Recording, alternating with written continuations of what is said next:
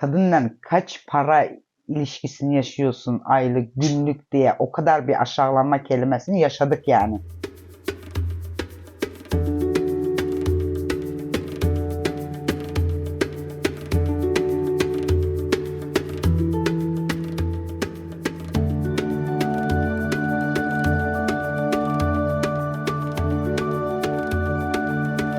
Uzun bir süre Türkmenistan'da kaldık öyle. Biliyorsun Türkmenistan'da zor bir yer yabancılar için. Her yere çıkamıyorsun, her yerde gezemiyorsun. Sigara çekilmesi yasak olan ülkede bir de bir kadın bir Türk vatandaşıyla sokakta yürümesi hiç de bir kolay bir şey değil. Yani çok mücadele verdik. Baktık olmayacak. Rahat bir şekilde birbirimizi tanıma imkanımız yok. Bazı yerde rahat bir kahve içerken bile polis baskını olduk yerleri bile oldu. Kendi vatandaşım, kendi ülkemde bu karıyla, kadınla kaç para ilişkisini yaşıyorsun aylık, günlük diye o kadar bir aşağılanma kelimesini yaşadık yani.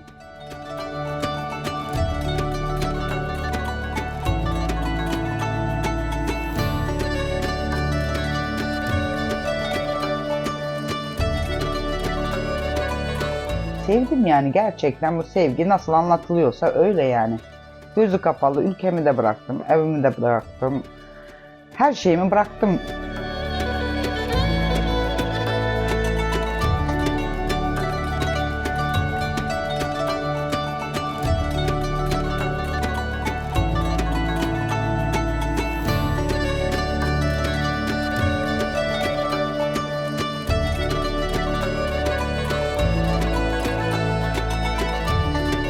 Da 2016'da hamileyken 45 gün sonra çıkman lazım. Ancak yalvar yakar 45 gün alabildiğimizde valla ben hamile sınır krizi bile geçirdim yani. Çünkü ben pes ettim, artık uğraşamayacağım dedim.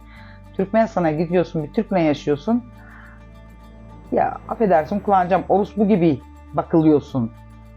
Buraya geliyorsun, resmi evlilikten önce insan tanımaz mı yani?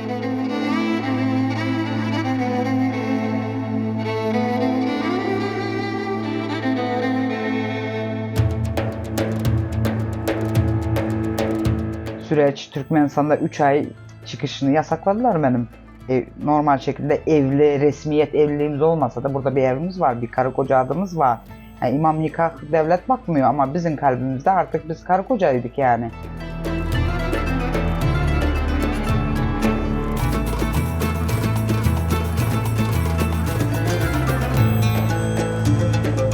Göç idaresine gidiyorsun.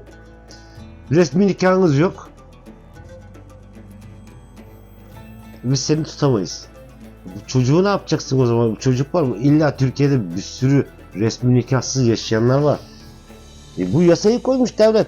Yani ben orayı da yadırgamıyorum. Bu Türkiye'yi de yadırgamıyorum ama saçma sapan bir sürü çıkıyor. Sorunlar devam ediyor derken bitirdik. Artık bu insanların ön yargılarından. İki devletin de istediğini verdik değil. İki devletin de istediğini verdik. 17 Mart'ta 2023'te artık çok güzel evliliğe kararlı, güçlü, artık bize hiçbir kanun, hiçbir zorluk yıkamayacağını gördükten sonra biz sonra nikah attık.